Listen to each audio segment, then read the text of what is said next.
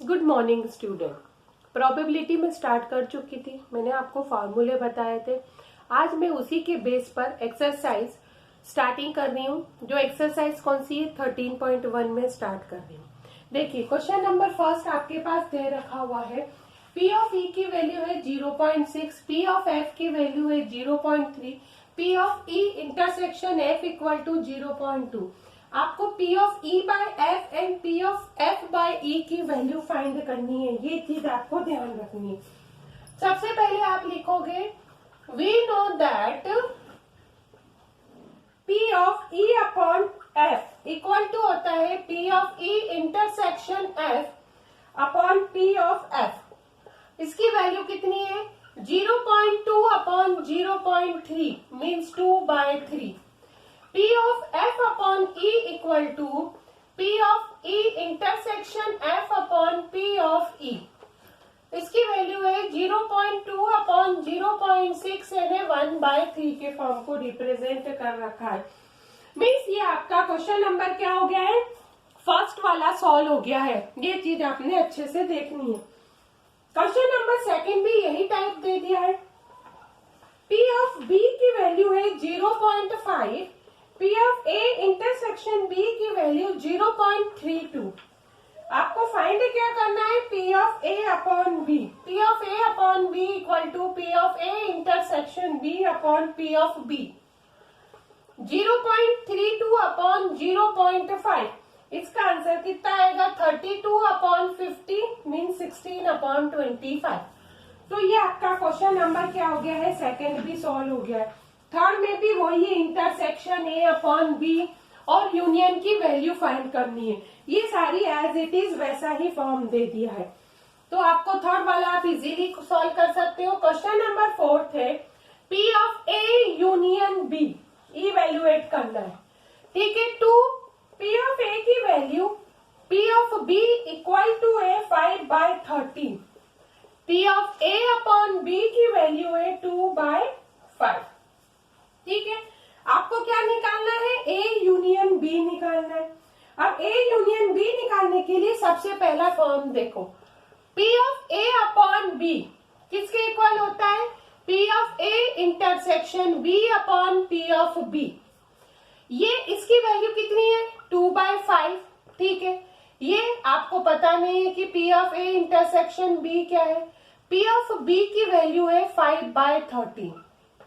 ठीक, इसका इंटू इधर कर देंगे आप, तो 2/5 into 5/13 equal to P of A intersection B। 5 से 5 मतलब 2/13 किसकी वैल्यू निकली है, P of A intersection B की वैल्यू फाइंड हुई है। अब आपको किसकी वैल्यू निकालनी है, यूनियन की वैल्यू निकालनी है ना। तो उसका फार्मूला होता है P of A union B equal to P of A plus P of B minus P of A intersection B। Means इसकी वैल्यू है 5/26, क्योंकि 2P of A equal to 5/13 था, तो 2 अपॉन में चला जाएगा तो 26 हो जाएगा। इसका 5/13 माइनस का 2/13। ठीक, अब आपको इसको सॉल्व करना है। इसको सॉल्व करने पर आपकी वैल्यू कितनी निकलती है, एलसीएम तो 26, 5 आ गया, ये 10 माइनस का 4, इसका आंसर कितना निकलेगा, 15। 15 में से 4 गया तो 11/26। ये आपका आंसर निकल जाएगा।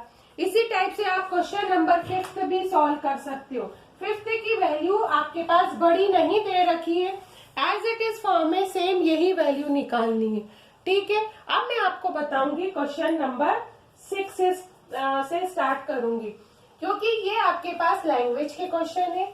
आपको एक बार इसको ढंग से देखने पड़ेंगे और सुनने पड़ेंगे, तभी आप उसको सॉल्व कर सकते हो।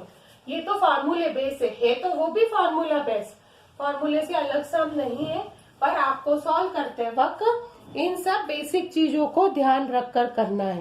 ठीक है, अब आपके पास क्वेश्चन नंबर 6 का फॉर्म क्या दे रखा है, ये देखिए। अ कॉइन इज टॉस्ड 3 टाइम्स। एक कॉइन को कितनी बार टॉस किया है, 3 टाइम्स टॉस किया है ना। Where E equal to head on the third toss.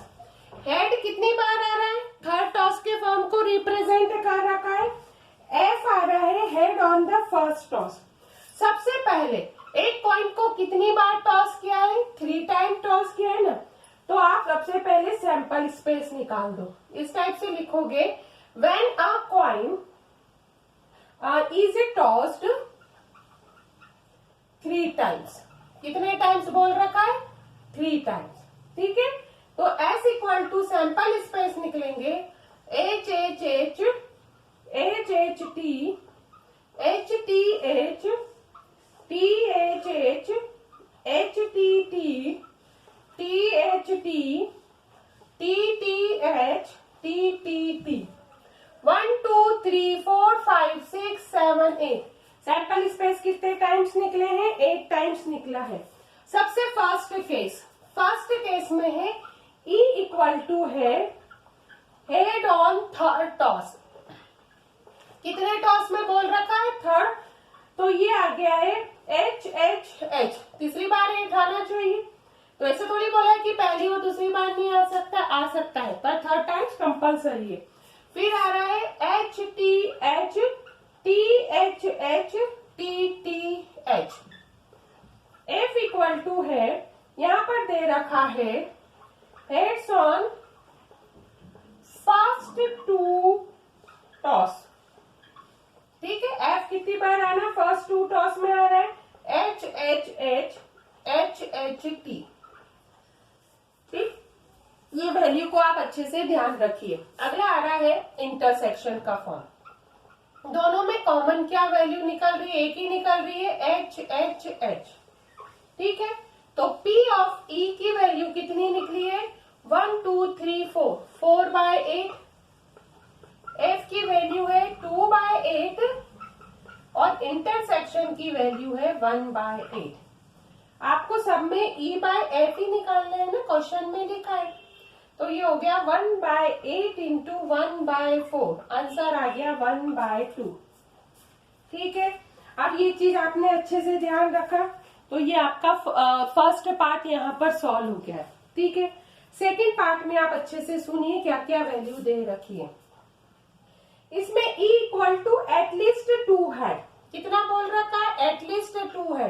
कम से कम 2 बार हेड आना चाहिए, ज्यादा से ज्यादा 3 बार भी हेड आ सकते हैं। ठीक है, तो H H T H T H T H H H H H. ठीक है, एफ की वैल्यू दे रखी है एटमोस्ट 2 हेड, ज्यादा से ज्यादा 2 बार हेड आना चाहिए।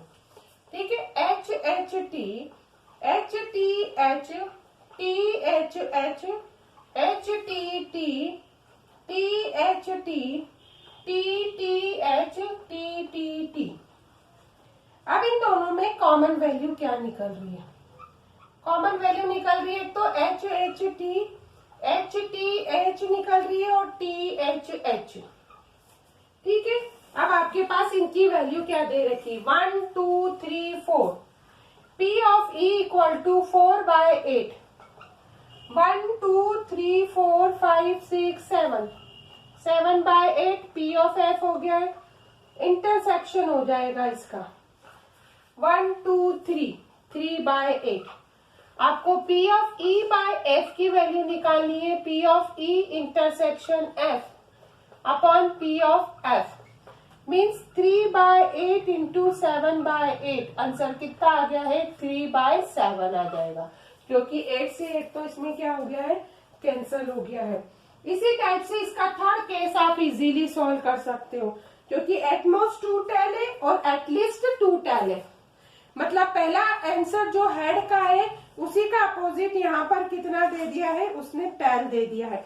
तो ये वाला क्वेश्चन, इसका जो थर्ड पार्ट है, आप इजीली खुद सॉल्व कर सकते हो, तो ये आप लोग खुद सॉल्व कीजिए। अब मैं आपको नेक्स्ट क्वेश्चन बताऊंगी, क्योंकि क्वेश्चन बहुत इजी है। एक बार आप सैंपल स्पेस निकाल लीजिए। यदि सैंपल स्पेस निकाल लिए हैं, उसके बाद क्वेश्चन का फॉर्म आपको समझ में आना चाहिए। जैसे एटलीस्ट है, एटमोस्ट है, तो एटमीस्ट अपन ने टेल वाला तुम करोगे, और हेड वाली जो कैटेगरी आपके पास दे रखी है कौन सी, कि हेड वाली तो मैंने आपको बता ही दी है, आपको सिर्फ कौन सी करनी है, टेल वाली कैटेगरी। मतलब थर्ड वाला पोर्शन आप लोग खुद कंप्लीट करेंगे। तो ये वाला फॉर्म भी आपका क्या हो जाएगा, कंप्लीट सॉल्व हो जाएगा। ठीक है, अब मैं आपको बता रही हूँ नेक्स्ट क्वेश्चन। नेक्स्ट क्वेश्चन का फॉर्म आपके पास क्या दे रखा है, क्वेश्चन नंबर 7 देख लेना। 2 कॉइन आर टॉस्ड 1, कितने कॉइन बोल रखे हैं 2, सैंपल स्पेस निकालो, HH, HT, TH, TT। ठीक है, ये बोले हैं टोटल पॉसिबल आउटकम्स तो 4 निकला है। फर्स्ट केस अच्छे से पढ़िए, इसके अंदर E इक्वल टू क्या दे रखा हुआ है, 10 अपीयर ऑन 1 कॉइन, एक कॉइन में 10 अपीयर होना चाहिए, तो HT और TH ये फॉर्म बन गया है। सेकेंड फॉर्म में है कि 1 कॉइन शो हेड, क्या होना चाहिए, एक कॉइन में हेड शो होना चाहिए, तो भी HT और TH बन गया। अब इसका इंटरसेक्शन फॉर्म भी सेम ही बनेगा, HT और TH। ठीक है, P of E equal to निकला 2/4, P ऑफ F भी 2/4, P of E intersection F भी 2/4, सभी 2/4 निकला। तो P of E upon F कितना निकलेगा, 2/4 अपॉन 2/4, यानी इसका आंसर 1 निकलेगा। ठीक है, तो ये केस कंप्लीट हो गया है। सेकेंड फॉर्म दे रखा है नो टेल अपीयर, क्या बोल रखा है, टेल नहीं होना चाहिए, मतलब दोनों साइड में हेड होना चाहिए। सेकेंड फॉर्म में नो हेड अपीयर, मतलब एक भी हेड नहीं होना चाहिए, तो इंटरसेक्शन की वैल्यू कितनी आएगी, 0 आएगी। तो P ऑफ E तो 1/4, P ऑफ F है 1/4, P of E intersection F है 0/4।